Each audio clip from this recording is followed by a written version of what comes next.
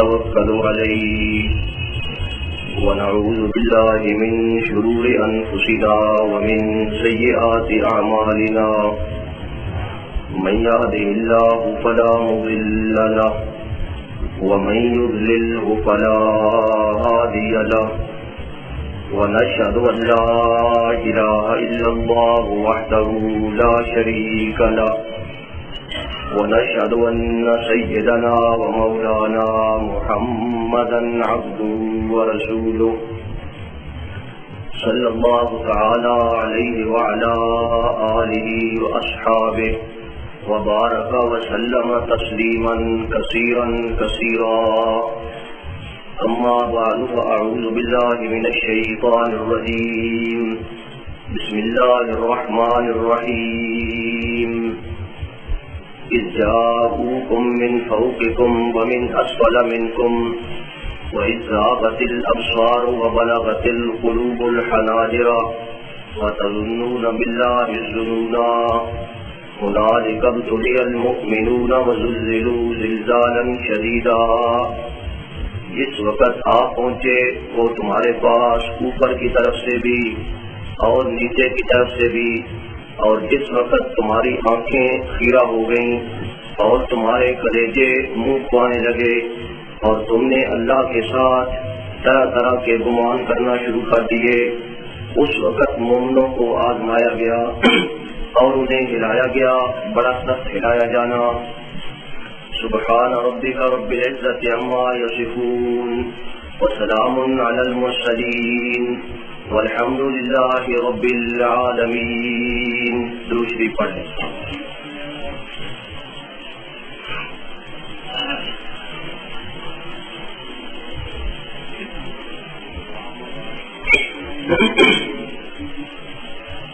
انتہائی احترام کے قابل بزرگوں، دوستوں، ساتھیوں، پیغمبر علیہ الصلوۃ والسلام کی سیرت طیبہ کا ایک مبارک سلسلہ بحمد اللہ شروع ہے. سیرت النبی صلی اللہ علیہ وسلم کے سلسلے کا آج یہ 10واں درس ہے. پیغمبر علیہ الصلوۃ والسلام کی زندگی کے مختلف واقعات سوانح وہ آپ کے سامنے بیان کیے جا رہے ہیں. ہجرت کے 5ویں سال کا تذکرہ ہو رہا تھا اور آپ نے سنا کہ ہجرت کے 5ویں سال غزوہ مریسی یعنی غزوہ بنی مصطلق پیش آیا، اور اسی غزوے کے اندر منافقین کا کردار وہ بھی آپ نے سنا. خاص طور پہ حضرت عائشہ رضی اللہ تعالی عنہا کے متعلق جو انہوں نے بہتان اور افترا باندھا، اس کا ذکر آپ نے سنا. اسی سال یعنی شوال سن 5 ہجری میں ایک اور غزوہ جو بڑا مشہور غزوہ ہے، غزوہ خندق، وہ پیش آیا. پچھلے درسوں میں آپ نے سنا کہ پیغمبر علیہ الصلوۃ والسلام نے یہودیوں کے ایک قبیلہ جس قبیلہ کا نام ہے بنو نذیر، پیغمبر علیہ الصلوۃ والسلام نے انہیں جلا وطن فرمایا. اور کیوں جلا وطن فرمایا وہ آپ جانتے ہیں کہ انہوں نے معاہدہ توڑا اور پھر پیغمبر علیہ الصلوۃ والسلام کے قتل کا منصوبہ بنایا. پیغمبر علیہ الصلوۃ والسلام نے ان کا محاصرہ کیا اور پھر انہیں جلا وطنی کا حکم دیا، اور انہیں حکم دیا کہ اپنا جتنا سامان لے جا سکتے ہو وہ لے جاؤ. چنانچہ وہ اپنا مال اسباب لے کر وہاں سے منتقل ہو گئے، کسی اور جگہ رہائش پذیر ہو گئے. لازمی بات ہے انہیں پیغمبر علیہ الصلوۃ والسلام کے ساتھ ایک سخت دشمنی تھی، اس لحاظ سے بھی کہ وہ یہودی تھے اور اس لحاظ سے بھی کہ پیغمبر علیہ الصلوۃ والسلام نے انہیں ذلت اور خواری کے ساتھ مدینہ منورہ سے نکال دیا، اور اس لحاظ سے بھی کہ یہ پیغمبر علیہ الصلوۃ والسلام کے جانی دشمن ہو چکے تھے، چنانچہ اس بنو نذیر کے 20 سردار، ایک آدمی نہیں، 2 آدمی نہیں، 20 سردار حیی ابن اخطب کی سرکردگی میں مکہ مکرمہ گئے۔ اب دیکھیے ان یہودیوں کی سازش اور ان کی خباثت، مکہ مکرمہ میں گئے اور وہاں جا کر اہل مکہ کو، مشرکین مکہ کو ابھارا، انہیں جنگ کی دعوت دی اور انہیں اس بات کی یقین دہانی کرائی کہ اگر آپ حملہ کریں مدینہ منورہ پہ تو ہم آپ کا ہر ممکن ساتھ دیں گے۔ مشرکین مکہ کو ان کی اس بات پہ کچھ یقین نہ آیا کہ شاید یہ لوگ موقع پہ بھاگ جائیں، غداری کر جائیں۔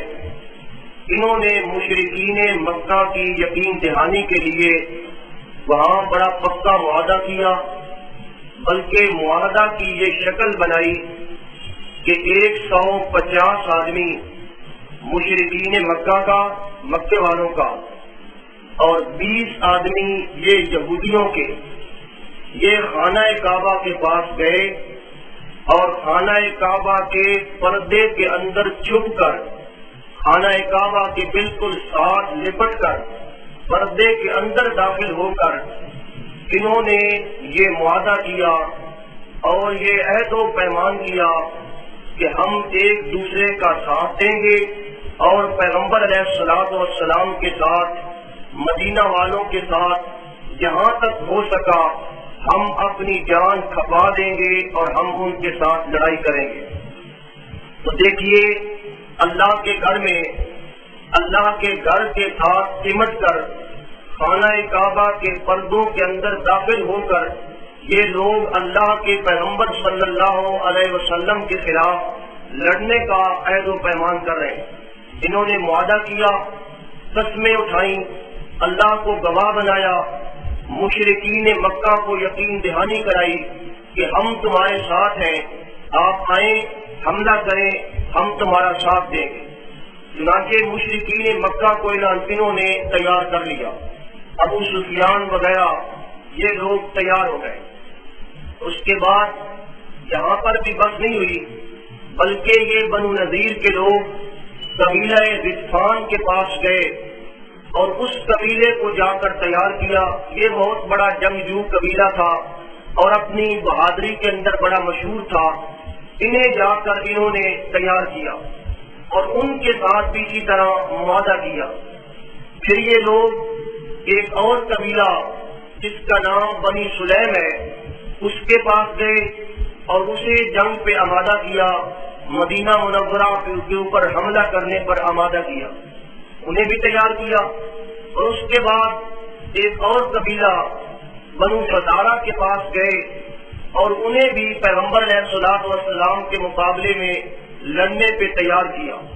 اور اس طرح مختلف قبائل کو، عرب کے اندر جتنے بڑے بڑے قبائل تھے ان تمام کے پاس یہ گئے اور انہوں نے سب کو تیار کیا اور سب کو اس بات پہ اکسایا کہ مدینہ منورہ پر حملہ کیا جائے۔ تو یہ یہودیوں کی بہت بڑی سازش، مدینہ منورہ پر حملہ کرنے کے لیے تمام اہل عرب کو متحد کر دیا۔ جتنی پارٹیاں تھیں، جتنے قبیلے تھے، ان تمام کو ان یہودیوں نے اس نقطے پہ جمع کیا کہ سب سے پہلے پیغمبر علیہ الصلوۃ والسلام کے دین اور مذہب کا استحصال کیا جائے اور سب سے پہلے ان کا خاتمہ کیا جائے۔ چنانچہ یہ تمام پارٹیز، آل پارٹیز متحد ہو گئیں اور انہوں نے ایک اتحاد بنا لیا، اور اس طرح ابو سفیان کی زیر نگرانی تقریباً یہ 12,000 کا لشکر تیار ہوا۔ یہ آج کے دور میں 12,000 تو بہت تھوڑی تعداد معلوم ہوتی ہے، لیکن اس زمانہ کے اندر یہ 12,000 بہت بڑی تعداد تھی۔ 12,000 کا زبردست لشکر تیار ہوا۔ اسلحہ سے لیس ہے اور ان تمام قبائل نے متحد ہو کر مدینہ منورہ کے اوپر حملے کا پروگرام بنایا. تو اسی لیے اس غزوے کا دوسرا نام غزوہ احزاب بھی ہے. احزاب حزب کی جمع ہے. حزب کا معنی ہوتا ہے پارٹی، ایک گروپ. تو یہ کیونکہ تمام احزاب اور تمام پارٹیاں اکٹھی ہو گئیں، اس لیے اس غزوے کا دوسرا نام غزوہ احزاب بھی ہے. قرآن مجید کی ایک سورت کا نام بھی سورت احزاب ہے، کیونکہ اس سورت کے اندر بھی اسی غزوہ احزاب کا ذکر کیا گیا ہے، اس لیے اس سورت کا نام غزوہ احزاب پڑ گیا. پیغمبر علیہ الصلوۃ والسلام کو جب اتنے بڑے لشکر کی آمد کی اطلاع ملی، آپ کو اطلاع مل گئی، پیغمبر علیہ الصلوۃ والسلام نے صحابہ کرام کو جمع فرمایا اور ان کے ساتھ مشورہ کیا کہ کیا کرنا چاہیے. اب مدینہ منورہ کی تھوڑی سی آبادی ہے اور یہ 12,000 کا، بلکہ بعض علماء نے بیان کیا کہ 15,000 کا لشکر تھا، بعض نے زیادہ تعداد بھی بیان کی ہے. یہ بہت بڑا لشکر مدینہ منورہ کے اوپر حملہ کرنے کے لیے آ رہا ہے. پیغمبر علیہ الصلوۃ والسلام نے صحابہ کرام سے مشورہ کیا کیا کرنا چاہیے. اگر مدینے کے اندر لڑائی کرتے ہیں تو پھر پورا مدینہ جو ہے وہ لڑائی میں جھونک دیا جائے گا. باہر لڑائی کریں، کیا پروگرام بنائیں، اور اتنا بڑا لشکر ہے. صحابہ کرام مشورے دیتے رہے. پیغمبر علیہ الصلوۃ والسلام کے ایک صحابی تھے حضرت سلمان فارسی رضی اللہ تعالی عنہ، جو اصفہانی النسل تھے، فارس کے رہنے والے تھے. انہوں نے پیغمبر علیہ الصلوۃ والسلام کو یہ مشورہ دیا کہ یا رسول اللہ صلی اللہ علیہ وسلم، ہمارے علاقے میں جب اس قسم کی صورتحال پیدا ہو جاتی ہے تو ہم لوگ جب لڑائی کرنے کی اہلیت نہیں رکھتے، لڑائی کرنے کی جرأت اور ہمت نہیں رکھتے، صرف اپنا دفاع کرنا مطلوب ہوتا ہے، تو ایسی صورت میں ہم خندق کھودتے ہیں تاکہ دشمن جو ہے وہ خندق کے پار نہ آ سکے. پیغمبر علیہ الصلوۃ والسلام نے صحابہ کرام کی موجودگی میں حضرت سلمان فارسی رضی اللہ تعالی عنہ کا یہ مشورہ قبول فرمایا. مدینہ منورہ کے 3 طرف کھجوروں کے باغات تھے، لاڑے کے پہاڑ تھے، اس طرف سے تو وہ لشکر آ نہیں سکتا تھا. صرف مدینہ منورہ کا جو شمالی حصہ تھا، شمال کی طرف سے اس لشکر نے آنا تھا. پیغمبر علیہ الصلوۃ والسلام نے پروگرام بنایا کہ یہاں اس طرف خندق کھود دی جائے تاکہ ہم اپنے شہر کا، مدینہ منورہ کا دفاع کر سکیں. مدینہ منورہ کے اندر ایک پہاڑ ہے، اس پہاڑ کا نام ہے جبل صلا. پیغمبر علیہ الصلوۃ والسلام نے اس پہاڑ کو اپنی پشت میں لے کر، اس کو پیچھے رکھ کر، سامنے پیغمبر علیہ الصلوۃ والسلام نے خندق کھودنے کا پروگرام بنایا اور صحابہ کرام کو حکم دیا کہ یہاں سے یہاں تک خندق کھودی جائے. یہ بڑا مختصر سا ٹائم ہے، مختصر وقت ہے، دشمن آ رہا ہے، اب خندق کھودنی ہے. پیغمبر علیہ الصلوۃ والسلام نے وہ سارا خندق کا نشان لگا دیا کہ یہاں سے خندق کھودی جائے گی، یہاں جائے گی، یہاں سے جائے گی. اور پھر آپ نے صحابہ کرام پر کام بھی تقسیم کر دیا کہ یہاں سے یہاں تک یہ 10 آدمی کام کریں گے، یہاں سے یہاں تک یہ 10 آدمی کام کریں گے. یہ ساری تقسیمیں کار کر کے پیغمبر علیہ الصلوۃ والسلام خود بیٹھ نہیں گئے، بلکہ خود بھی آپ نے خندق کھودنے میں حصہ لیا. جتنا حصہ دوسرے صحابہ کرام کو دیا گیا، پیغمبر علیہ الصلوۃ والسلام نے اتنا حصہ لیا. بلکہ سب سے پہلے خندق کھودنے کا جو آغاز فرمایا وہ پیغمبر علیہ الصلوۃ والسلام نے اپنی پیغمبرانہ ضرب سے شروع فرمایا. آپ نے اللہ کا نام لے کر اس زمین پہ ضرب لگائی اور فرمایا بسم اللہ وبہ بدینا، اللہ کا نام لے کر ہم یہ خندق کھودنے کا پروگرام شروع کر رہے ہیں.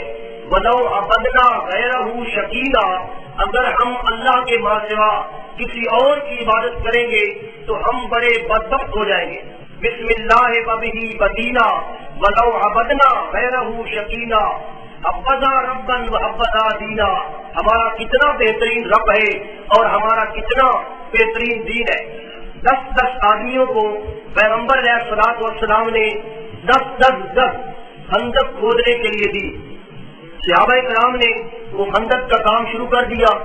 وقت بڑا تھوڑا ہے، یہ ایک بڑی اہم بات ہے، بڑا شارٹ نوٹس ہے، وقت بڑا تھوڑا ہے، دشمن آ رہا ہے، اس وقت کے اندر یہ خندق کھودنی ہے۔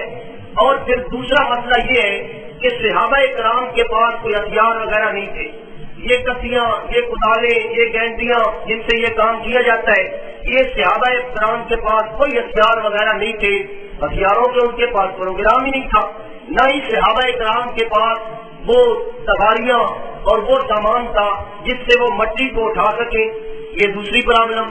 تیسری پرابلم یہ تھی کہ یہ جس موسم کے اندر یہ غزوہ ہو رہا ہے وہ سب سردی کا موسم تھا۔ مدینہ منورہ کے اندر سردیوں کے موسم میں بڑی سردی ہوتی ہے، زبردست سردی۔ ہم نے وہاں یہ اون کے لباس لے کر، اونی لباس لے کر ہم نے نیچے بھی پہنے اور اوپر بھی پہنے، اتنی سردی ہوتی ہے۔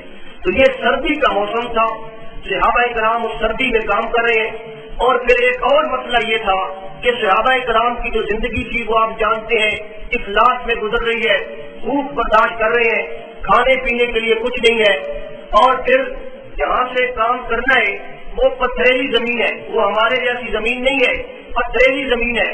صحابہ کرام فرماتے ہیں کہ ایسے ایسے پہاڑ آئے اس خندق میں، ایسی ایسی چٹانیں آئیں کہ ہم جب وہ کدال مارتے ہیں اس پتھر پہ تو وہ کدال اچھل کر ہمارے ماتھے پہ آ کر لگتا ہے۔ اتنے سخت پتھر تھے جنہیں صحابہ کرام نے کھودنا ہے اور وہاں خندق کھودنی ہے۔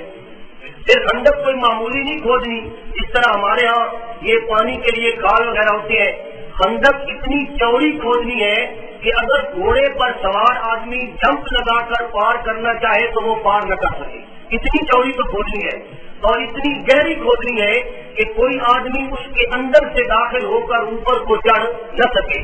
تو علماء کرام نے بیان فرمایا کہ وہ کافی چوڑی تھی، 10 گز چوڑی تھی کسی جگہ سے، اور وہ کافی گہرائی تھی اس کی، 5 گز وہ گہری تھی۔ تو اس طرح صحابہ کرام نے اس اسرت کے عالم میں، اس تنگی کے عالم میں صحابہ کرام نے اللہ کا نام لے کر یہ کام شروع کر دیا۔ صحابہ کرام یہ کام نہیں جانتے تھے، یہ خدائی کا کام، یہ تاجر پیشہ لوگ تھے، یہ نہیں جانتے تھے۔ صدیق و عمر جیسی ہستیاں وہ خندق کھود رہے ہیں، ان کے وجود مٹی سے اٹے ہوئے ہیں، ان کے پاس تگاریاں نہیں ہیں کہ وہ مٹی اٹھا کر دور پھینکیں، پھر مٹی کو اٹھا کر دور پھینک جائے، جو پتھر روڑا نکلے اسے خندق کے کنارے پہ جمع کرنا ہے تاکہ وقت ضرورت پتھروں سے بھی کام چلایا جا سکے۔ یہ ساری کارروائی ہے۔ صحابہ کرام بیچارے جھولیوں کے اندر مٹی بھر بھر کر اور دور جا کر پھینک رہے ہیں، کسیاں نہیں ہے، سامان نہیں ہے، اس عالم کے اندر صحابہ کرام، اور پھر بھوک ہے۔ آپ جانتے ہیں ایک مزدور آدمی، ایک محنتی آدمی جو کام کرنے والا ہو اسے کتنی بھوک لگتی ہے، اور وہ عام حالات میں دوسرے آدمی کی نسبت کتنی بھوک محسوس کرتا ہے۔ تو یہ صحابہ کرام نے یہ کام شروع کر دیا، اور کام شروع کر دیا، اور افلاس اور بھوک کا یہ عالم ہے کہ صحابہ کرام نے پیٹ پہ پتھر باندھے ہوئے۔ ایک صحابی پیغمبر علیہ الصلوۃ والسلام کی خدمت میں آئے، انہوں نے کہا کہ یا رسول اللہ صلی اللہ علیہ وسلم ہمارے کھانے کا کچھ انتظام ہونا چاہیے، خندق تو ہم کھود رہے ہیں، دن رات کام جاری ہے۔ اور اس صحابی نے پیغمبر علیہ الصلوۃ والسلام سے عرض کیا کہ دیکھیں نا یا رسول اللہ صلی اللہ علیہ وسلم، ہماری بھوک کی وجہ سے یہ حالت ہے کہ ہم نے اپنے پیٹ پہ پتھر باندھے ہوئے۔ یہ ان لوگوں کا رواج تھا، وہ اپنی کمر کو سیدھا رکھنے کے لیے پیٹ پہ پتھر باندھتے تھے۔ بعض علماء نے یہ بیان فرمایا ہے کہ وہ کوئی خاص قسم کا پتھر تھا، اور اس کی حرارت کی وجہ سے وہ جب باندھتے تھے اس کی حرارت کی وجہ سے کسی حد تک بھوک میں کمی ہو جاتی تھی۔ بہرحال یہ ان کا ایک رواج تھا کہ بھوک کے عالم میں اپنی کمر کو سیدھا رکھنے کے لیے پیٹ پہ پتھر باندھتے تھے۔ اس صحابی نے پیغمبر علیہ الصلوۃ والسلام سے عرض کیا کہ ہم نے پیٹ پہ پتھر باندھے ہوئے اور ہم خندق کھود رہے ہیں، بھوک لگی ہوئی ہے، اس کا بھی کچھ انتظام ہونا چاہیے۔ پیغمبر علیہ الصلوۃ والسلام کی آنکھوں میں آنسو آ گئے اس کے پتھر کو دیکھ کر، اور آپ نے فرمایا کہ میرے صحابی، یہ میرے اور میرے اللہ کے درمیان ایک راز تھا، میں اسے ظاہر تو نہیں کرنا چاہتا تھا لیکن تیری تسلی کے لیے میں ظاہر کر رہا ہوں۔ پیغمبر علیہ الصلوۃ والسلام نے اپنے شکم مبارک سے کپڑا ہٹایا اور فرمایا کہ اگر تو نے ایک پتھر باندھا ہوا ہے نا، تیرے نبی نے اپنے پیٹ پہ 2 پتھر باندھے ہوئے۔ 2 پتھر پیغمبر علیہ الصلوۃ والسلام نے اپنے پیٹ پہ باندھے ہوئے اور اس کو دکھائے، اور فرمایا انہی تنگیوں کے اندر اور انہی مشکلات کے اندر گزارا کرنا ہے، اور یہ کام اللہ کے دین کی سربلندی کے لیے کرنا ہے۔ قربان جائیں ان صحابہ کرام سے جنہوں نے یہ ساری مشکلات خندہ پیشانی کے ساتھ برداشت فرمائی اور خندق کھودنے کا وہ کام کر رہے ہیں۔ صحابہ کرام جب خندق کھودتے ہیں تو وہ رنج پڑتے ہیں ایک دوسرے کو گرمانے کے لیے۔ صحابہ کرام فرماتے ہیں نحن الذین بایعوا محمدا علی الجہاد ما بقینا ابدا، ہم وہ لوگ ہیں جنہوں نے پیغمبر علیہ الصلوۃ والسلام حضرت محمد رسول اللہ صلی اللہ علیہ وسلم کے ہاتھ پر ہم نے جہاد کے لیے بیعت کر لی ہے۔ ہم کوئی معمولی آدمی نہیں رہے۔ نحن الذین بایعوا محمدا، ہم نے حضرت محمد صلی اللہ علیہ وسلم کے ہاتھ میں ہاتھ دیا ہے۔ پیغمبر علیہ الصلوۃ والسلام جب ان کا یہ شعر سنتے ہیں تو پیغمبر علیہ الصلوۃ والسلام جواب میں فرماتے ہیں اللہم لا عیش الا عیش الآخرہ فاغفر الانصار والمہاجرہ، اے اللہ زندگی تو حقیقت میں آخرت کی زندگی ہے۔ یہ صحابہ کرام کو آپ جتاتے ہیں کہ اگر آپ اس زندگی میں پریشان ہیں، اس زندگی میں مشکل برداشت کر رہے ہیں، یہ زندگی حقیقی زندگی نہیں ہے۔ لا عیش الا عیش الآخرہ، حقیقی زندگی جو ہے وہ آخرت کی ہے۔ فاغفر الانصار والمہاجرہ، اے اللہ انصار کو بھی بخش دے اور مہاجرین کی بھی مغفرت فرما دے۔ صحابہ کرام سج پڑتے ہیں اور کہتے ہیں واللہ لولا اللہ ما اهتدینا، اللہ کی قسم آج اگر ہمیں اللہ تعالیٰ ہدایت نہ دیتا، یہ اس کا شکر ہے، یہ اس کی مہربانی ہے، اس نے ہمیں ہدایت سے نواز دیا۔ ولا تصدقنا ولا صلینا، نہ ہم کبھی صدقہ کرتے نہ ہم کبھی نماز پڑھتے۔ فانزل سکینۃ علینا، اے اللہ ہمارے اوپر تو اپنی طرف سے سکینت اور اطمینان نازل فرما دے۔ فثبت الاقدام الا بنا، اور ہمارے قدموں کو یا اللہ مضبوط فرما دے۔ ان الاولی قد بغوا علینا ارادوا فتنۃ ابینا ابینا، اے اللہ ان مشرکوں نے ہمارے اوپر حملے کا پروگرام بنایا، تیرے دین کو پست کرنے کا پروگرام بنایا، انہوں نے ایک فتنے کا پروگرام بنایا۔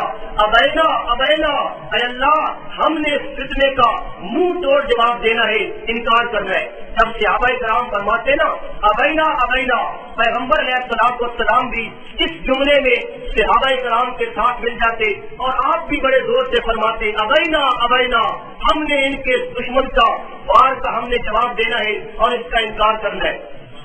یہ وہ حالات تھے جب پیغمبر علیہ الصلوۃ والسلام اور صحابہ کرام اس افلاس کے عالم میں، اس اپنا انتہائی تندرستی کے عالم میں خندق کھود رہے تھے۔ وہاں پیغمبر علیہ الصلوۃ والسلام کے بڑے بڑے معجزات بھی ظاہر ہوئے۔ حضرت عبداللہ ابن رواحہ ایک صحابی ہے، ان کی ایک چھوٹی سی بھانجی ہے، مدینہ منورہ سے آئی اور اس بھانجی کے ہاتھ میں کھجوریں ہیں، وہ سامنے آ رہی ہے۔ پیغمبر علیہ الصلوۃ والسلام نے دیکھا کہ ایک بچی آ رہی ہے مدینہ منورہ سے۔ آپ نے اس بچی کو بلایا اور اس سے پوچھا کہ بچی کس سے ملنا ہے؟ وہ کہتی ہے کہ میں نے اپنے ماموں عبداللہ ابن رواحہ کو ملنا ہے۔ آپ نے فرمایا کیا کام ہے؟ وہ کہنے لگی کہ یہ کھجوریں میں نے ان کو دینی ہے۔ پیغمبر صلی اللہ علیہ وسلم نے فرمایا کہ بچی یہ کھجوریں مجھے دے دے۔ اس بچی نے وہ کھجوریں پیغمبر علیہ الصلوۃ والسلام کے ہاتھ میں ڈال دی اور وہ آپ کے ہاتھ میں آ گئی۔ اندازہ لگا لیں کتنی کھجوریں ہوں گی، 15-20 ہوگی، وہ آپ کے ہاتھ میں آ گئی۔ پیغمبر صلی اللہ علیہ وسلم نے ان کھجوروں کو ایک کپڑے پہ بچھا دیا اور اللہ سے برکت کی دعا کی کہ یا اللہ کھجوریں تو تھوڑی سی ہیں لیکن تو برکت پیدا فرما دے۔ اللہ تعالیٰ نے پیغمبر علیہ الصلوۃ والسلام کی دعا کی بدولت ان کھجوروں کے اندر برکت فرما دی اور پیغمبر صلی اللہ علیہ وسلم نے سارے لشکر کو بلا لیا اور سب لشکر والوں نے ان کھجوروں میں سے کھایا اور کھجوریں پھر بھی باقی بچ گئی۔ یہ پیغمبر علیہ الصلوۃ والسلام کا معجزہ اور خدا کی قدرت خدا کی ہے اور برکت خدا کی ہے، پیغمبر علیہ الصلوۃ والسلام کی دعا ہے۔ اسی طرح جب پیغمبر علیہ الصلوۃ والسلام نے وہ پیڑ پہ پتھر باندھے ہوئے، پیغمبر علیہ الصلوۃ والسلام کا وجود سارا مٹی میں اٹا ہوا ہے، حتیٰ کہ پیغمبر علیہ الصلوۃ والسلام بولتے ہیں تو کمزوری کی وجہ سے پہلے جیسا نہیں بولتے، بڑی کمزور سی آواز نکلتی ہے۔ حضرت جابر ایک صحابی ہے رضی اللہ تعالیٰ عنہ، انہوں نے جب یہ بات دیکھی کہ پیغمبر علیہ الصلوۃ والسلام کی یہ حالت ہے تو یہ فوری طور پہ اپنے گھر میں گئے، گھر والی سے پوچھا کہ کھانے کے لیے کوئی چیز ہے، اس گھر والی نے کہا کہ گھر کے اندر صرف ایک شیر جو موجود ہے، ایک سا جو ہے وہ موجود ہے، میرے پاس اور کچھ نہیں۔ انہوں نے فرمایا جلدی سے ان کا آٹا بناؤ، جو کا آٹا بناؤ اور یہ آٹا گوندو اور یہ روٹیاں پکاؤ۔ اور پھر انہوں نے ادھر ادھر دیکھا، ان کے گھر میں ایک چھوٹا سا بکری کا بچہ تھا۔ حدیث کے اندر لفظ آتے ہیں مہیمہ، یعنی چھوٹا سا بکری کا بچہ، اس سے چھوٹا تھا۔ انہوں نے اسے ذبح کیا اور فوری طور پہ اپنی گھر والی کو حکم دیا کہ آپ یہ روٹیاں تیار کریں اور یہ سالن تیار کریں، مجھ سے آج پیغمبر علیہ الصلوۃ والسلام کی حالت دیکھی نہیں گئی، میں جاتا ہوں اور میں پیغمبر علیہ الصلوۃ والسلام کو جا کر دعوت دیتا ہوں۔ بیوی پیچھے سے کہہ رہی ہے کہ جابر خیال رکھنا، کھانا تھوڑا سا ہے، سالن تھوڑا سا بنے گا، روٹیاں تھوڑی سی پکیں گی، پورے سارے آدمیوں کو دعوت دینا۔ انہوں نے کہا ٹھیک ہے۔ پیغمبر علیہ الصلوۃ والسلام کی خدمت میں آئے، پیغمبر علیہ الصلوۃ والسلام کو علیحدہ لے گئے۔ حدیث میں لفظ آتے ہیں کہ کانوں میں بات کی، علیحدہ لے گئے اور عرض کرنے لگے کہ یا رسول اللہ صلی اللہ علیہ وسلم، میں نے کچھ آدمیوں کا کھانا گھر میں تیار کیا ہے، آپ بھی تشریف لائیں اور 4 5 10 آدمیوں کو آپ ساتھ لے کر آ جائیں، میں نے کھانا تیار کیا ہے، آپ کی دعوت ہے، آپ آ جائیں۔ پیغمبر علیہ الصلوۃ والسلام نے جب ان کی یہ دعوت سنی، پیغمبر علیہ الصلوۃ والسلام نے حضرت جابر کا ہاتھ پکڑ لیا، پکڑے ایک ٹیلے پہ چڑھ گئے، پہاڑی پہ چڑھ گئے اور آپ نے تمام خندق والوں کو آواز دے دی، یا اہل خندق ان جابر صنع عصورا، کہ خندق والوں آج جابر نے مہمانی کا کھانا پکایا ہے، آج جابر نے دعوت کی ہے، فحیا حلا علیکم، جلدی کرو آ جاؤ، کام بند کر دو، جابر کے گھر دعوت ہے۔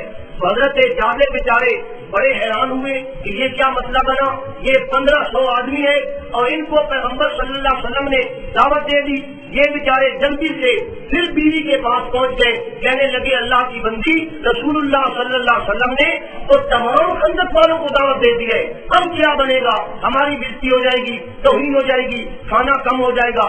بیوی بڑی سمجھدار تھی، اس نے کہا ان تمام خندق والوں کو آپ نے دعوت دی ہے یا رسول اللہ صلی اللہ علیہ وسلم نے دی ہے؟ تو یہ کہنے لگے دعوت انہیں میں نے تو نہیں دی، انہیں تو رسول اللہ صلی اللہ علیہ وسلم نے دعوت دی ہے۔ بیوی کہنے لگی جب اللہ کے پیغمبر نے دعوت دی ہے تو وہ اللہ کے پیغمبر کے مہمان ہوئے نا، ہمیں اس میں فکر کرنے کی کیا ضرورت ہے، وہ ان کے مہمان ہیں، وہ جانے ان کا خدا جانے۔ پیغمبر علیہ الصلوۃ والسلام حضرت جابر کے گھر میں آئے، ان کا وہ آٹا منگوایا، اس پہ برکت کی دعا مانگی، بلکہ اس کے اندر آپ نے اپنا لعاب دہن ملایا اور اس عورت سے کہا کہ آٹے کو پکا دو اور روٹیوں کو ڈھانپ کر رکھ دو۔ پھر آپ نے اس کی ہڈیاں منگوائی، اس کے اوپر برکت کی دعا مانگی اور اس پر آپ نے لعاب دہن اس کے اندر ملایا۔ یہ پیغمبر علیہ الصلوۃ والسلام کے لعاب دہن کی تفسیر ہے۔ لعاب دہن پیغمبر علیہ الصلوۃ والسلام کا کتنا مبارک لعاب دہن ہے، ان کی ہڈیا میں ملایا اور انہیں فرمایا کہ ہڈیا کو پکاؤ اور اس کا ڈھکنا اوپر سے اتارنا نہیں ہے، بس اندر سے سالن نکال کر دیتے رہو، دیکھنا نہیں ہے۔ اور سب خندق والوں کو بلا لیا۔ تو حضرت جابر فرماتے ہیں کہ خدا کی قسم اس دن وہ تقریباً 1500 آدمی تھے، میرے گھر میں وہ باری باری آتے، تھوڑی سی جگہ تھی، 10-12 آدمی آتے، وہ کھانا کھاتے، اس کے بعد وہ چلے جاتے، سیر ہو کر کھاتے۔ اب انہوں نے سیر ہو کر نہیں کھانا تھا تو کیا کرنا چاہیے، سیر ہو کر کھاتے ہیں اور وہ سارے کے سارے کھا کر چلے گئے۔ حضرت جابر فرماتے ہیں ابھی میری ہنڈیا کے اندر سالن موجود تھا، ابھی میری چنگیز کے اندر روٹیاں باقی موجود تھی کہ وہ 1500 آدمی سیر ہو گئے۔ یہ پیغمبر علیہ الصلوۃ والسلام کا معجزہ ہے اور خدا کی کیا ہے، قدرت ہے۔ اسی طرح ایک اور معجزہ ظاہر ہوا، پیغمبر علیہ الصلوۃ والسلام اندر کھود رہے ہیں، صحابہ کرام اندر کھود رہے ہیں، خدا کی قدرت۔ جنہوں نے مشورہ دیا تھا حضرت سلمان فارسی رضی اللہ تعالیٰ عنہ، ان کے حصے کا جو ایریا تھا وہاں کوئی بڑی سخت چٹان آ گئی اور اتنی سخت چٹان آ گئی کہ وہ کدال سے ٹوٹتی نہیں۔ صحابہ کرام بیچارے بار بار ضربے لگا رہے ہیں، قیتوا۔ اب صحابہ کرام یہ سوچنے لگے کہ یا تو یہ کریں خندق کو یہاں سے ہٹا لیں، یہ درمیان میں پتھر آ گیا، خندق کا رخ موڑ لیں۔ پھر سوچا کہ نہیں، رسول اللہ صلی اللہ علیہ وسلم نے جو خط ہمیں لگا کر دیا ہے، جو نشان لگا کر دیا ہے، اس نشان سے ہم ہٹیں گے نہیں۔ مارتے رہے ضربے، ایک آیا دوسرا آیا، حتیٰ کہ وہ چٹان نہ ٹوٹی۔ بالآخر انہوں نے پیغمبر علیہ السلام کو اطلاع دی کہ یا رسول اللہ صلی اللہ علیہ وسلم یہ حالت ہے، اب کیا کریں، اندر کا رخ موڑے، کیا کریں، بڑی سخت چٹان ہے۔ پیغمبر علیہ السلام تشریف لائے۔ جب آپ تشریف لائے تو آپ اس خندق کے اندر اترے، آپ نے کدال اپنے ہاتھ میں لیا اور بسم اللہ کہہ کر، اللہ کا نام لے کر، اللہ سے مدد مانگ کر پیغمبر علیہ السلام نے ایک زبردست ضرب ماری۔ خدا کی قدرت، جب آپ نے ضرب ماری تو آپ کی ایک ہی ضرب سے اس چٹان کا تیسرا حصہ ریت کی طرح وہ ریزہ ریزہ ہو گیا، اور جب آپ نے ضرب لگائی تو ضرب سے ایک چنگاری پیدا ہوئی۔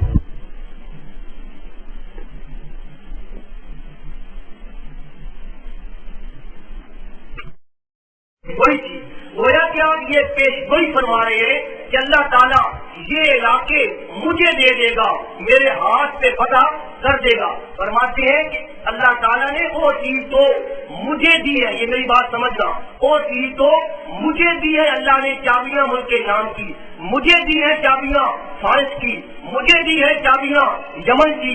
گویا کہ یہ پیش گوئی تھی کہ یہ علاقے میرے ہاتھ پہ فتح ہوں گے۔ لیکن آپ بتائیے، کیا یہ علاقے پیغمبر علیہ السلام کے ہاتھ سے فتح ہوئے؟ یہ آپ کے ہاتھ سے فتح نہیں ہوئے، یہ صحابہ کرام کے ہاتھ سے فتح ہوئے، حضرت عمر رضی اللہ تعالیٰ عنہ کے دور میں فتح ہوئے۔ تو یہاں سے یہ بات سمجھ جائیں کہ جس چیز کو پیغمبر فرما رہے ہیں کہ یہ میرے ہاتھ سے فتح ہوں گی، یہ مجھے دی گئی ہیں، اور وہ اللہ نے علاقے کس کو دیے؟ صحابہ کرام کو دیے۔ گویا کہ صحابہ کرام کو علاقوں کا دینا، ان کے ہاتھ سے فتح کرنا، گویا کہ دوسرے لفظوں میں یہ پیغمبر کے ہاتھ سے فتح ہونا ہی ہے۔ ان لوگوں کا یہ تصور ہے کہ نعوذ باللہ صحابہ کرام دین سے پھر گئے تھے یا ان کا کوئی اور دین بن گیا تھا، وہ اس کا جواب ہمیں بتائیں کہ اللہ کا پیغمبر فرماتا ہے مجھے دی گئی چابیاں، اور چابیاں کس کو دی گئی؟ صحابہ کرام کو دی گئی۔ تو اس طرح پیغمبر علیہ السلام کا یہ معجزہ بھی ظاہر ہوا۔ منافقین نے تانے مارے، منافقوں نے بڑے تانے مارے، انہوں نے کہا دیکھو جی دیکھو، یہ پیشاب کرنے کے لیے ان کے لفظ ہے منافقوں کے، یہ پیشاب کرنے کے لیے مدینے سے باہر جا سکتے نہیں ہیں۔ صورت ان کی یہ ہے، حالت ان کی یہ ہے، پورا عرب ان کے مقابلے میں آ چکا ہے، اور انہیں یہاں بیٹھے بیٹھے یمن کی چابیاں نظر آ رہی ہیں، انہیں شام کے محل نظر آ رہے ہیں۔ دیکھو جی یہ کیسی گپے لگاتے ہیں، کیسی باتیں کرتے ہیں۔ لیکن پیغمبر علیہ السلام نے جو کچھ فرمایا وہ کیا تھا؟ برحق تھا۔ وما ينطق عن الهوى ان هو الا وحی یوحی۔ یہ پیغمبر کا معجزہ ہے کہ اللہ نے اپنے پیغمبر صلی اللہ علیہ وسلم کو اس تنگی کے عالم میں، اس قدرت کے عالم میں ایک خوشخبری دے دی، ایک بشارت دے دی، اور گویا کہ اللہ نے یہ بتلا دیا کہ میرے پیغمبر صلی اللہ علیہ وسلم آج آپ تنگی کے اندر گزارا کر رہے ہیں، کل کو یہ بڑی بڑی حکومتیں آپ کے ہاتھ سے فتح ہونے والی ہیں۔ یہ خدا کی قدرت ہے، وہ دکھانے پہ آ جائے، توجہ کریں، وہ اللہ تعالیٰ دکھانے پہ آ جائے تو خندق کے اندر اللہ کا پیغمبر کھڑے مدائن کے محلات کو دیکھ رہے ہیں، شام کے محلات کو دیکھ رہے ہیں، اور نہ دکھانے پہ آئے تو پیغمبر علیہ السلام کو خندق کی اس پار کا پتہ کوئی نہیں، خندق کے پار میں کیا ہو رہا ہے۔ صحابہ کرام کو بھیجتے ہیں رات کے وقت کے جاؤ حالات اپنا چیک کر کے آؤ، جاسوسی کر کے آؤ، دیکھ کر آؤ کافر کیا کر رہے ہیں کیا نہیں کر رہے۔ تو دکھانے پہ آ جائے تو ملک کے شام کے محل دکھا دے، نہ دکھائے تو خندق کے پار کا علم بھی عطا نہ فرمائے۔ یہ کیا ہے؟ معجزہ ہے۔ اب سخت حملے ہو رہے ہیں پیغمبر علیہ السلام پہ، بار بار وہ مشرک حملے کر رہے ہیں، تیروں کی بارش ہو رہی ہے، کمزور جگہ پہ بار بار وہ جو مشرک ہیں وہ حملہ کر رہے ہیں۔ بعض جگہ ذرا تنگ چوڑی تھی، وہاں سے وہ بار بار حملہ کرتے ہیں۔ صحابہ کرام نے الگ الگ مورچے قائم کیے ہوئے، حضرت ابوبکر صدیق رضی اللہ تعالیٰ عنہ وہاں موجود ہیں، حضرت عمر وہاں موجود ہیں، حضرت عثمان وہاں موجود ہیں، حضرت علی وہاں موجود ہیں، پیغمبر صلی اللہ علیہ وسلم وہاں موجود ہیں۔ تو اس طرح الگ الگ جگہوں پہ یہ صحابہ کرام تعینات ہیں، اور یہ خندق کی حفاظت کا کام کر رہے ہیں، تیروں کی بارش کا تیروں کے ساتھ جواب دے رہے ہیں۔ اللہ تعالیٰ آپ کو آج مدینہ منورہ لے جائے تو وہاں جبل صلا کے پاس آپ کو 5 مساجد نظر آئیں گی۔ وہ زیارات کرانے والا آپ کو لے جائے گا، وہ کہے گا کہ حاضری مساجد و خمسہ، یہ وہ 5 مسجدیں ہیں۔ تو یہ اب مسجدیں بن گئی، اس وقت یہ کیا تھے؟ یہ صحابہ کرام کے مورچے تھے، جہاں صحابہ کرام حفاظت کے لیے کھڑے ہیں، اور بعد کے لوگوں نے وہاں مساجد تعمیر کر دی۔ تو ایسا وقت آیا خندق کی کھدائی کے دوران کہ پیغمبر علیہ السلام کی 4 نمازیں قضا ہو گئی، 4 نمازیں آپ کی، ظہر کی نماز بھی گئی، عصر کی نماز بھی گئی، مغرب کی نماز بھی گئی اور عشاء کی نماز بھی گئی. حالت اتنی سخت ہے، کافروں کا حملہ اتنا سخت ہے کہ پیغمبر علیہ الصلوۃ والسلام نماز بھی اپنے وقت پہ نہیں پڑھ سکے. آپ نے ان کو بس دعا دی اور فرمایا ملا اللہ بیوتہم وقبورہم نارا، اللہ ان کے گھروں کو اور ان کی قبروں کو آگ سے بھر دے. منعونا عن الصلاۃ، ان کی وجہ سے تو ہماری نمازیں رہ گئی. بڑا یہ خوف و ہراس کا وقت ہے. پورا عرب جو ہے مدینہ منورہ پر حملہ کے لیے آ گیا ہے. اور پھر ایک اور مسئلہ یہ بن گیا کہ بنو قریظہ، یہ یہودیوں کا ایک قبیلہ تھا. بنو قریظہ یہ مدینہ منورہ کے اندر رہتے تھے. ان لوگوں نے پیغمبر علیہ الصلوۃ والسلام کے ساتھ معاہدہ کیا ہوا تھا. جب یہ ہے لڑائی کا وقت ہے اور وہ بڑا مشکل وقت ہے، بنو قریظہ نے پیغمبر علیہ الصلوۃ والسلام پر حملے کی تیاری کر دی. انہوں نے وہ معاہدہ توڑ دیا.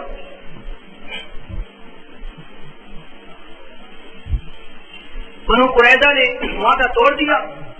اب یہ مدینے کے اندر لوگ رہتے ہیں، یہ خندق کے اندر رہتے ہیں. انہوں نے معاہدہ توڑ دیا اور انہوں نے حملے کی تیاریاں کر دی کہ مسلمان تو وہاں مصروف ہے نا، پیچھے سے مسلمانوں کی جو عورتیں اور جو بچے ہیں ان پہ ہم حملہ کر دیتے ہیں. ادھر سے وہ حملہ کریں گے اور ادھر سے ہم حملہ کریں گے. اب جب پیغمبر علیہ الصلوۃ والسلام کو اس صورت حال کا پتہ چلا تو پیغمبر علیہ الصلوۃ والسلام اور صحابہ کرام انتہائی پریشان ہوئے.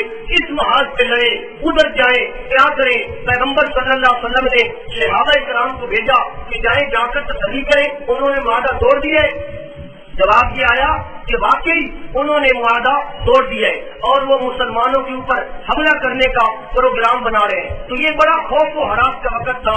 اللہ کا قرآن اس کے بارے میں کہتا ہے اذ جاؤکم من فوقکم ومن اسفل منکم، جب اوپر سے بھی حملہ کرنے والے آ گئے اور نیچے کی جانب سے بھی حملہ کرنے والے آ گئے. اور آگے قرآن کہتا ہے وَإِذَاغَتِ الْأَبْصَارُ، جب تمہاری آنکھیں کھلی کی کھلی رہ گئی، اب کہاں اڈیاں رہ گئی اور تم اپنی آنکھوں کو جھپک بھی نہیں سکتے. اتنا وہ سخت خوف کا عالم تھا. اور آگے اللہ کا قرآن کہتا ہے وَبَلَغَتِ الْقُلُوبُ الْحَنَاجِرَ، یہ محاورہ ہے.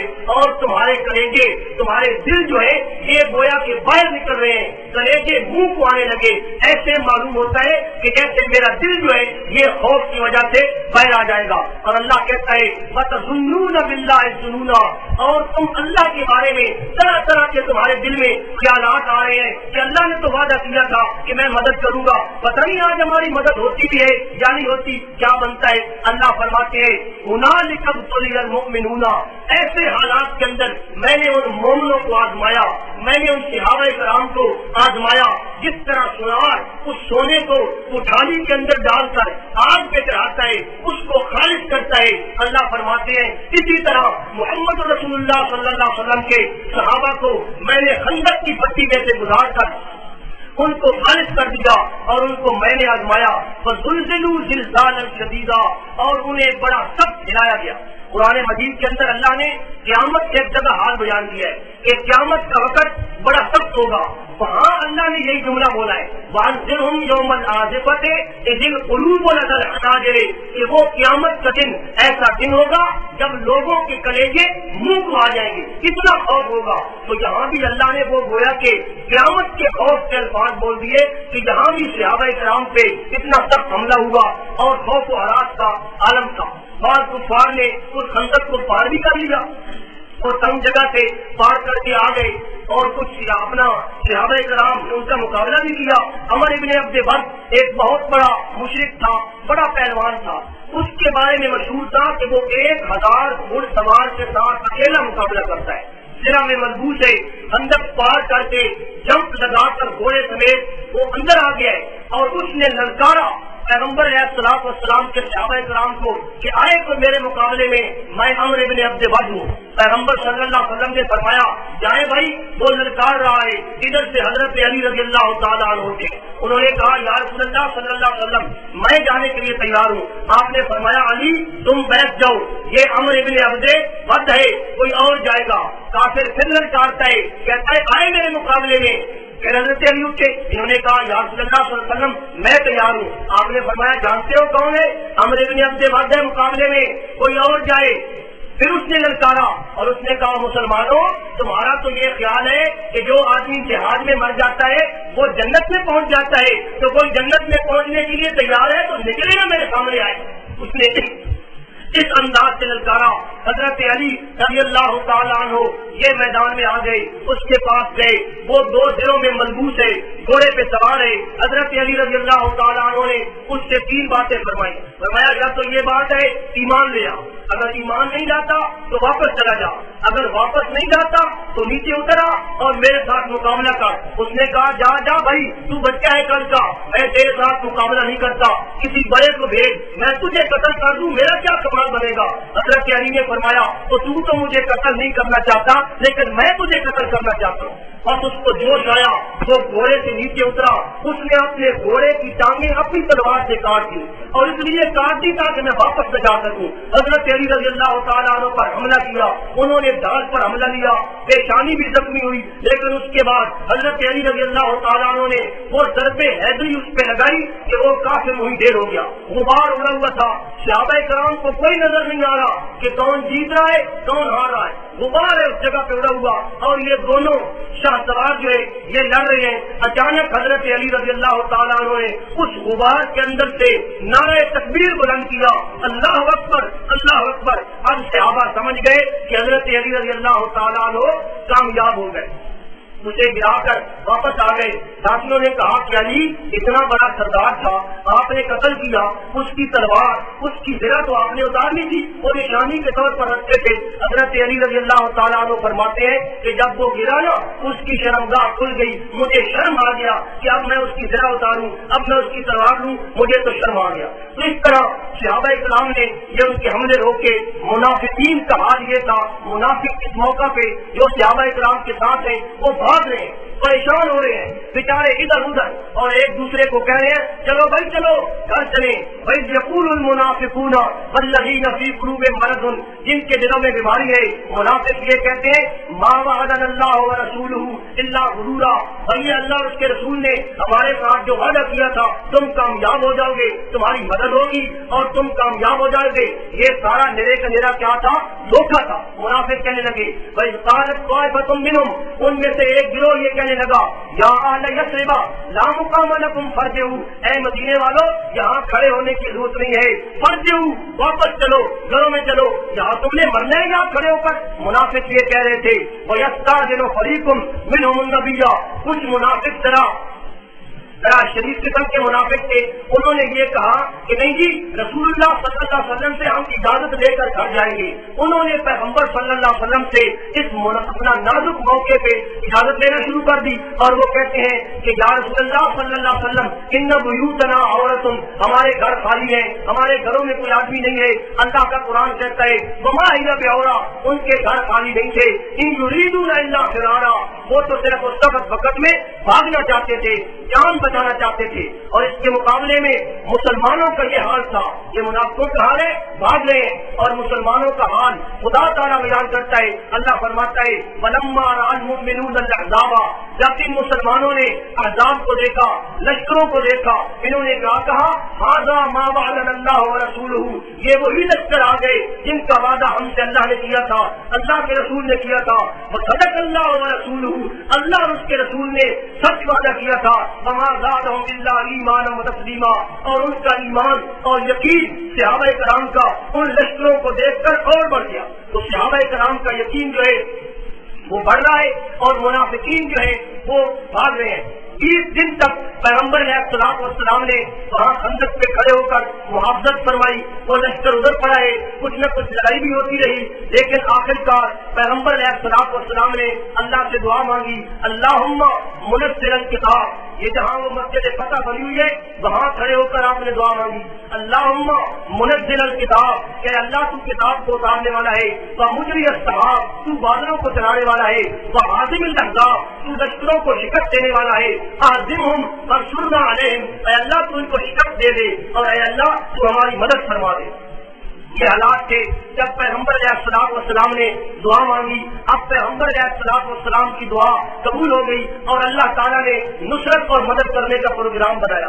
نصرت اور مدد اس چکر میں آئی کہ اللہ نے ایک طوفان بھیج دیا، ہوا کا بڑا سخت طوفان آیا اور اتنی زبردست ہوا آئی، اتنی زبردست ہوا آئی کہ حدیث پاک میں آتا ہے کہ منافقوں کے جو خیمے تھے ان کی رسیاں اس ہوا کی وجہ سے ٹوٹ گئی، خیموں کی رسیاں ٹوٹ گئی، خیموں کی جو میخیں تھیں جو انہوں نے قلعے لگائے ہوئے تھے وہ قلعے ان کے وہ اکھڑ گئے، اور ان اپنا کافروں کی جو دیگیں، بڑی بڑی دیگیں تھیں جو آگ پہ پک رہی تھیں، وہ دیگیں اس ہوا کی وجہ سے الٹی ہو گئی، خیمے اکھڑ گئے، گھوڑے ان کے کھل گئے، اور ان کے گھوڑے جو ہیں وہ گرد و غبار اڑاتے ہوئے ان کو وہ روند رہے ہیں۔ یہ حالات ہوئے۔ خدا کی قدرت، خندق کے اس پار طوفان تھا، چکر تھا، خیمے اکڑ رہے ہیں، اور خندق کے اس پار کوئی چکر اور طوفان نہیں تھا۔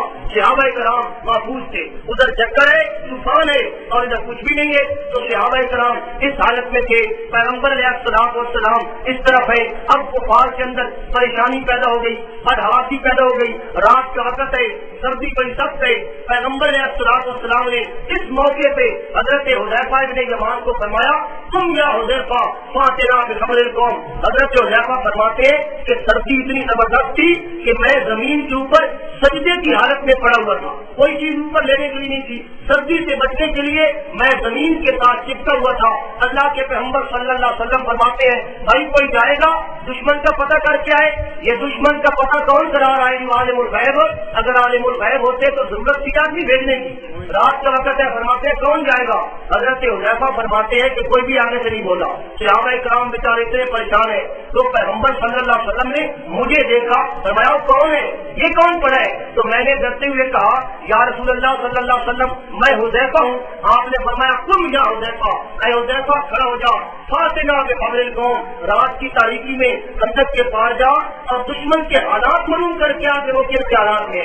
حضرت حذیفہ فرماتے ہیں کہ میں پیغمبر صلی اللہ علیہ وسلم کے حکم سے خندق پار کر گیا، رات کا وقت تھا، ان کی مجلسوں میں گیا، ان کے خیموں میں گیا، وہ لوگ اس وقت آگ دیکھ رہے تھے اور وہ مشورے کر رہے تھے، بھائی یہاں بیٹھنے کی کوئی ضرورت نہیں ہے، بھائی واپس چلتے ہیں، صبح واپس چلے جائیں گے بھائی۔ تو وہ چلنے کے جانے کے پروگرام بنا رہے تھے، ان کے ارادے متزلزل ہو چکے تھے۔ حضرت حذیفہ نے پیغمبر صلی اللہ علیہ وسلم کو آ کر اطلاع دی کہ یا رسول اللہ صلی اللہ علیہ وسلم وہ تو ارادے بنائے بیٹھے ہیں واپس جانے کے۔ اور اسی طرح ہوا، صبح وہ دشمن جو تھا، وہ جو اپنا مشرکین کا جو لشکر تھا، وہ سارے کا سارا اللہ کے فضل و کرم کے ساتھ بے نیل مرام واپس ہو گیا۔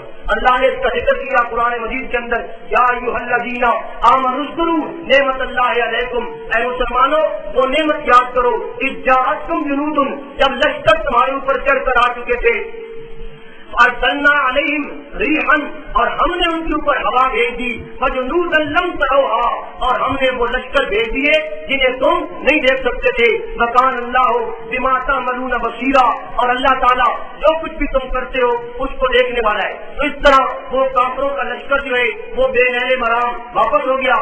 صحابہ کرام کے مسلمانوں کے 6 آدمی کل اس غزوہ کے اندر شہید ہوئے۔ جب وہ دشمن چلا گیا، پیغمبر صلی اللہ علیہ وسلم نے فرمایا الآن نغزوہم، آئندہ کے بعد ہم ان پر چڑھائی کر کے جائیں گے، ولا یغزوننا، آج کے بعد یہ مکے والے ہمارے اوپر چڑھائی کر کے نہیں جا سکیں گے۔ اسی طرح ہوا، پیغمبر صلی اللہ علیہ وسلم رات گزارنے کے بعد صبح سویرے مدینہ منورہ میں واپس آ گئے، کوئی تکبر نہیں ہے بلکہ دعا مانگ رہے ہیں، لا الہ الا اللہ وحدہ لا شریک لہ لہ الملک ولہ الحمد وہو علی کل شیء قدیر، آئبون تائبون عابدون ساجدون لربنا حامدون، صدق اللہ وعدہ ونصر عبدہ وہزم الاحزاب وحدہ۔ اللہ کی توحید اور اللہ کی عظمت کو بیان کرتے ہوئے پیغمبر علیہ الصلوۃ والسلام مدینہ منورہ آ گئے، ہتھیار کھول دیے۔ اب 20 دن کا محاصرہ ہے، 20 دن کی تنگیاں برداشت کی ہیں، ہتھیار کھول دیے۔ صبح کے وقت 10-11 بجے آئے ہوں گے تو ہتھیار کھول دیے۔ جب زور کا وقت ہوا تو پیغمبر علیہ الصلوۃ والسلام کے پاس حضرت جبریل آ گئے۔ حضرت جبریل علیہ السلام نے آ کر سوال کیا کہ یا رسول اللہ صلی اللہ علیہ وسلم آپ نے ہتھیار کھول دیے؟ آپ نے فرمایا ہاں ہم نے ہتھیار کھول دیے، دشمن چلا گیا، ہم مطمئن ہو گئے۔ حضرت جبریل علیہ السلام نے فرمایا کہ آپ نے تو ہتھیار کھول دیے، لیکن اللہ کے فرشتوں نے ابھی تک ہتھیار نہیں کھولے. ابھی بنو قریظہ کی طرف جانا ہے. وہ جنہوں نے غداری کی ہے ان کی طرف جانا ہے. پیغمبر صلی اللہ علیہ وسلم نے ان تھکے ہارے صحابہ کرام کے اندر منادی کرا دی, بھائی چلو بھائی چلو, اللہ کا حکم آ گیا, بنو قریظہ کی طرف جانا ہے. وہاں آپ نے فرمایا تھا لا یصلی احدکم العصر الا فی بنی قریظہ, بھائی عصر کی نماز پہلے نہیں پڑھنی, بنو قریظہ میں جا کر پڑھنی. صحابہ کرام وہاں سے چل پڑے. صحابہ کرام اب وہ سفر لمبا تھا, راستے میں عصر کی نماز کا وقت ہو گیا. یہ بات سمجھے, راستے میں عصر کی نماز کا وقت ہو گیا. بعد صحابہ کرام نے تو کہا ہم نماز نہیں پڑھیں گے, ہمیں تو رسول اللہ صلی اللہ علیہ وسلم نے فرمایا ہے کہ عصر کی نماز کہاں پڑھنی ہے, بنو قریظہ جا کر. بعد نے کہا کہ رسول اللہ صلی اللہ علیہ وسلم کا مقصد یہ نہیں تھا کہ نماز ادا کر دیں, بلکہ آپ کا مقصد یہ تھا کہ جلدی پہنچنا ہے. اب اگر نماز کا وقت گزر رہا ہے تو نماز ہم راستے کے اندر پڑھ لیں گے. بعد نے وقت پر نماز پڑھ لی اور بعد نے عشاء کے وقت پہ جا کر عصر کی نماز پڑھی.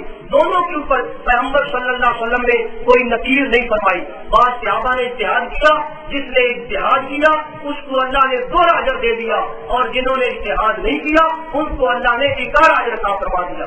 صحابہ کرام گئے یہودیوں کے پاس, جب جاتے ہیں ان بنو قریظہ والوں نے پیغمبر صلی اللہ علیہ وسلم کو کھلی گالیاں دینی شروع کر دی. پیغمبر صلی اللہ علیہ وسلم گئے, لشکر لے کر گئے, ان کا محاصرہ کر لیا. وہ قلعے کے اندر بند ہو گئے, حتیٰ کہ وہ قلعے کے اندر بند ہے. پیغمبر صلی اللہ علیہ وسلم باہر کھڑے ہیں تو یہ وہ حالات تھے کہ جب پیغمبر صلی اللہ علیہ وسلم نے بنو قریظہ پہ حملے کا پروگرام بنایا. اب وہ اندر بند گئے. وہ لوگ آخرکار تنگ آ گئے اور انہوں نے تنگ آ کر یہ کہا جی ہم ہمارے پاس کوئی آدمی بھیجے جو ہمیں آ کر مشورہ دے. پیغمبر صلی اللہ علیہ وسلم نے فرمایا بلا لو جس آدمی کو بلا لے. انہوں نے کہا جی ابو لبابہ کے ساتھ ہمارے پرانے تعلقات تھے, انہیں بھیجے. حضرت ابو لبابہ رضی اللہ تعالیٰ عنہ یہ یہودیوں کے قلعے میں جاتے ہیں. یہ جب جاتے ہیں تو ساری عورتیں اور سارے بچے ان کے گرد جمع ہو جاتے ہیں اور وہ رونا شروع کر دیتے ہیں حضرت ابو لبابہ کے پاس بیٹھ کر. اب وہ یہودی پوچھتے ہیں کہ ابو لبابہ اگر ہم پیغمبر صلی اللہ علیہ وسلم کے حکم پہ ہتھیار ڈال دیں, باہر نکل آئے تو ہمارے ساتھ کیا ہوگا؟ حضرت ابو لبابہ نے آگے سے کوئی جواب تو نہیں دیا, صرف کتنا تھا اس طرح اپنی گردن پہ ہاتھ پھیر دیا کہ قتل کیے جاؤ گے. لیکن جب آپ نے یہ بات کہہ دی فوری طور پہ دل میں خیال آیا کہ یہ تو میں نے راز آؤٹ کر دیا پیغمبر صلی اللہ علیہ وسلم کا. وہاں سے حضرت ابو لبابہ اٹھے, بڑے پریشان ہوئے اور سیدھے مسجد نبوی میں پہنچ گئے اور مسجد نبوی کے اندر جا کر اپنے آپ کو مسجد کے ستون کے ساتھ رسی سے باندھ دیا اور یہ قسم اٹھا لی کہ جب تک اللہ میری توبہ کو قبول نہیں کرے گا میں اپنے آپ کو مسجد کے ستون سے نہیں کھولوں گا. اللہ آپ کو مدینہ منورہ لے جائے, آج بھی وہاں آپ کو اس توانہ ابی لبابہ وہاں آج بھی نظر آئے گا کہ یہ وہ ستون ہے جس ستون کے ساتھ ابو لبابہ نے اپنے آپ کو باندھ دیا تھا. قسم اٹھا لی. کھانے کے وقت صحابہ کرام ان کو کھولتے ہیں, نماز کے وقت کھولتے ہیں. 20 دن تک حضرت ابو لبابہ رضی اللہ تعالیٰ عنہ مسجد نبوی کے ستون کے ساتھ بندے رہے اور اس انتظار میں رہے کہ اللہ جب میری توبہ قبول کرے گا میں تب سنوں گا.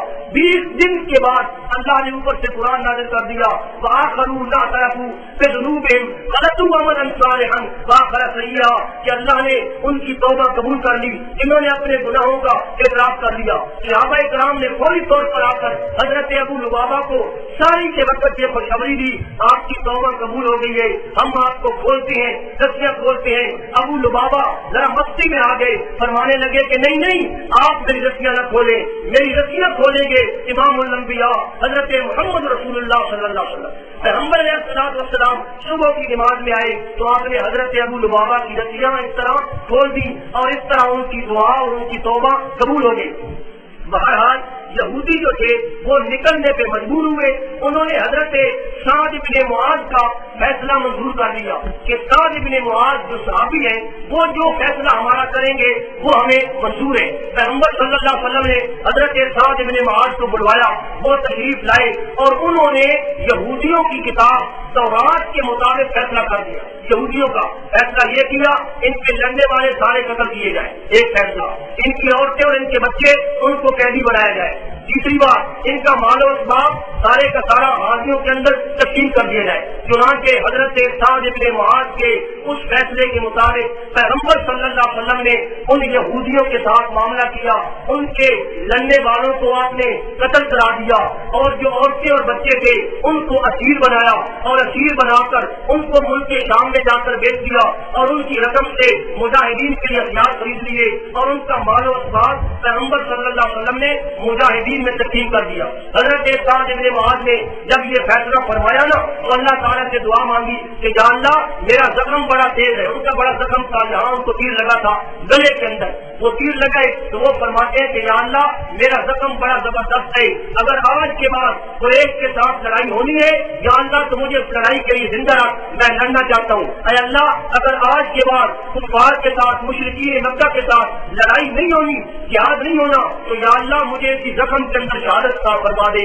جب انہوں نے یہ دعا مانگی اللہ نے ان کا وہ زخم اپنی قدرت سے جاری کر دیا. چنانچہ حضرت سعد بن معاذ جو ہے وہ اسی زخم کے اندر وہاں غزوہ خندق کے موقع پہ حضرت سعد بن معاذ شہید ہو جاتے ہیں. جب یہ شہید ہوئے وفات پائی تو پیغمبر علیہ الصلوۃ والسلام نے ارشاد فرمایا اهتز العرش من موت سعد بن معاذ, کہ سعد بن معاذ کی موت سے اللہ کا عرش بھی ہل گیا. آج اتنا بڑا سایہ ہوا اور پیغمبر صلی اللہ علیہ وسلم نے فرمایا 70,000 فرشتے سعد بن معاذ کے جنازے کے لیے آسمانوں سے زمین پہ اتر آئے. اتنا بڑا جنازہ ہوا اور یہ فرشتے آئے. یہ اور کسی کو یہ سعادت نصیب نہیں ہوئی کہ ان کی موت پہ خدا کا عرش ہلا ہو یا فرشتے اتنی بڑی تعداد کے اندر آئے ہوئے ہوں. اللہ تعالیٰ نے اس چیز کا ذکر قرآن مجید کے اندر کیا اور اللہ فرماتے ہیں بنو قریظہ کے بارے میں وَأَنزَلَ الَّذِينَ ظَاهَرُوهُمْ مِنْ أَهْلِ الْكِتَابِ مِنْ صَيَاصِيهِمْ, اللہ نے ان کو ان کے قلعوں سے نکال دیا. وَقَذَفَ فِي قُلُوبِهِمُ الرُّعْبَ, اور ان کے دلوں کے اندر اللہ نے روک ڈال دیا. فَرِيقًا تَقْتُلُونَ, ایک فریق کو مسلمانوں تم قتل کر رہے تھے, وَتَأْسِرُونَ فَرِيقًا, اور دوسرے فریق کو تم قیدی بنا رہے تھے. وَأَوْرَثَكُمْ أَرْضَهُمْ, خدا نے ان کی زمین کا تمہیں وارث بنا دیا. وَدِيَارَهُمْ, اور ان کے گھروں کا خدا نے تمہیں وارث بنا دیا.